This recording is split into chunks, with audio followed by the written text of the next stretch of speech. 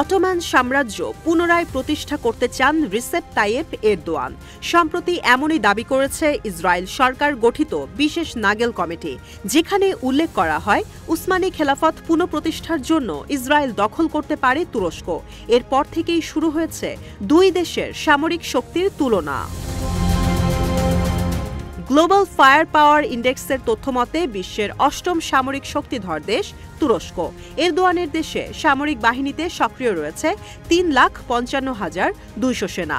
Reserve সেনার সংখ্যা প্রায় 4 লাখ। উল্টো দিকে সামরিক বাহিনীর শক্তির বিচারে ইসরায়েলের অবস্থান 17তম। নেতানিয়াহুর দেশে সামরিক বাহিনীর সদস্য সংখ্যা মাত্র 1,70,000। আরও 4,65,000 রিজার্ভ সেনা রয়েছে।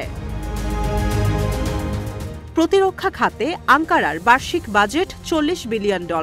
বিপরীতে মাত্র $30.5 বিলিয়ন বাজেট তেল আবিবের। তাই শক্তিমত্তায় নেতানিয়াহুর চেয়ে বহুগুণে এগিয়ে রিসেপ তাইয়েপ এরদোয়ান। এবার আসা যাক দুই দেশের সেনাবাহিনীর প্রসঙ্গে। তুরস্কের সেনাবাহিনীতে রয়েছে 2,200-র বেশি ট্যাঙ্ক, যা বিশ্বের চতুর্থ বৃহত্তম ট্যাঙ্ক বহরের দেশ হিসেবে পরিণত করেছে তুরস্ককে। 55,000-এর বেশি আর্মার্ড ভেহিকল ও 1,038টি self প্রোপেন্ড artillery unit.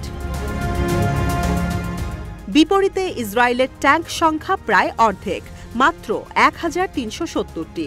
Armoured vehicle রয়েছে মাত্র 43,500, আর সেলফ প্রোপেলড আর্টিলারি ইউনিটের সংখ্যা মাত্র 650টি। ভূমধ্যসাগর ও কৃষ্ণসাগর অঞ্চলের নৌ পরাশক্তি হিসেবে বিবেচিত হয় তুরস্কের নৌবাহিনী। দেশটির ভান্ডারে রয়েছে 186টি যুদ্ধজাহাজ, সাবমেরিনের সংখ্যা 12টি। অন্যদিকে ইসরায়েলের নৌবাহিনীতে যুদ্ধজাহাজের সংখ্যা তুরস্কের 3 ভাগের 1 ভাগ, মাত্র 67টি।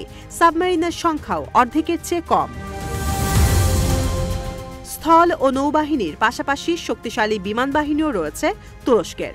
50,000 সদস্যের শক্তিশালী এই বাহিনীতে রয়েছে 205টি যুদ্ধবিমান ও 111টি অ্যাটাক হেলিকপ্টার। আকাশ ছাড়িয়ে তুরস্কের বিমান বাহিনীর বিচরণ এখন মহাকাশেও। রয়েছে নিজস্ব স্যাটেলাইট বহর। এয়ারক্রাফটের সংখ্যার দিক থেকে রাশিয়ার পর সবচেয়ে বড় তুরস্কের বিমান বাহিনী। দেশটির এয়ারক্রাফটের সংখ্যা 1,000-এর বেশি।